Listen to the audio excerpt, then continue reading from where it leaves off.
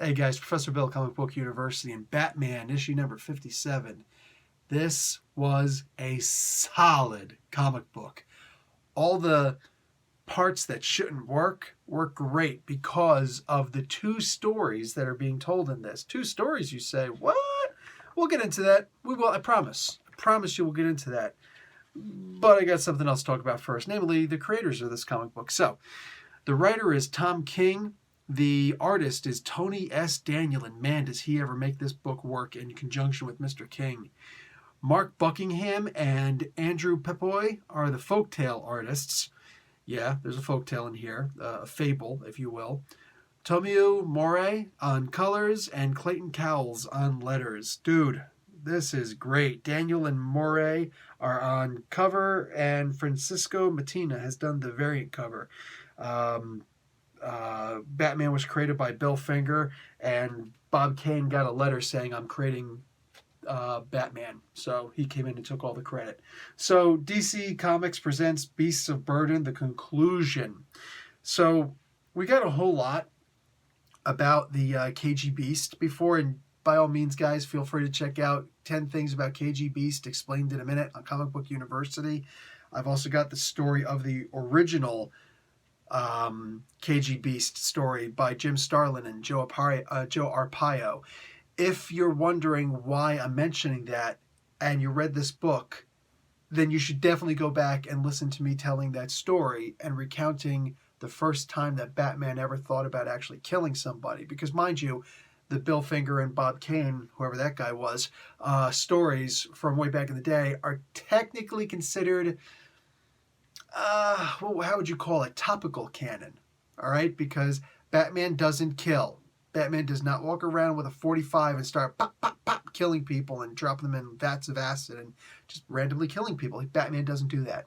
Okay, so those original stories exist, but Batman doesn't kill. So, that's his one rule, right? Ish. Also, don't use guns. Don't use guns to kill. How about that? Well, because Batman uses a gun in this, but he doesn't kill. But he pretty much kills. I'm not giving you much more of this comic book except that all the scenes with Batman, there's very little talking until the last page. Then there's some talking.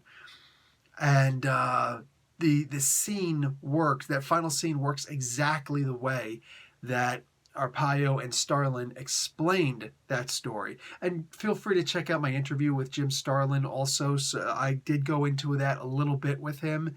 It was enlightening. All of it. It was very enlightening. And a lot of some of what he said about KG Beast and future writers very much so applies to this Tom King story. So check it out. But I expected this story to be pretty good because it is the KG Beast, and Tom King, as I mentioned several times before, is a former CIA agent, operative, and I'm sure that he's had plenty of experience with the Russia, probably Soviet Union type, depending on when he went in. Yeah, man, this is, oh God, this is such a good book. This really is a good book. I'm a little bit taken aback that Batman's costume was ripping because I'm used to him having Kevlar everywhere, but he's going back to the original, just everything's made out of cloth. So even the top where I'm thinking, no, he's got a skull cap or something. No, it rips up like all up to back here and whatnot. It just all rips up. So that was surprising to see, especially since it's out in the winter. You'd think he'd at least bring a jacket, right? But regardless, oh, wow, this was so good. This was so good. The final scene really did ring just like the Starlin Arpaio story. And even though there was very little talking again to the last page, and all there really was grunts, and that would have gotten so annoying, but there was the second story in here. There was the folktale. All right, this Russian folktale, which is apparently a real folktale that was kind of brought down a little bit, like, minimized. It reads kind of like an Aesop's fable, but a lot more bloody. It's Russian, man. What do you expect? What do you expect? Their stories are a lot more violent than ours. They haven't taken the violence out of them. That's not the bug. That's the feature.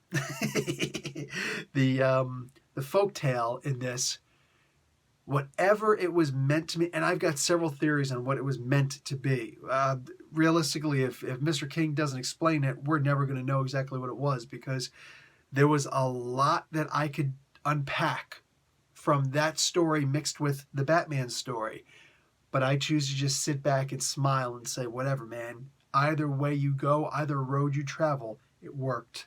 It really worked. It made all those grunts and annoying grunts. There were also some really painful grunts. It made it work. It made it so good. So I can't help but to recommend the hell out of this whole storyline. What was there, only 3 issues in this story arc? Wow, this was good. And yeah, man, I'm going to say that in my opinion, that issue number 50, whatever happened to that issue number 50 of Batman, I don't remember what happened to that issue of Batman. Don't remind me. All right.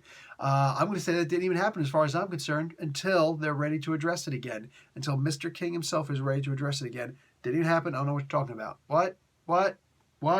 So this was good. Mr. King is back. And I'm definitely enjoying this Batman story again. I can't wait to see what's going to happen next week now. Please don't let it suck. Please don't let it suck. Please don't let it suck. Okay. And I'm good. All right, guys. Professor Bill, Comic Book University. It's like my Professor Pig face, right? The Dollatron face. Professor Bill, Comic Book University. Class dismissed.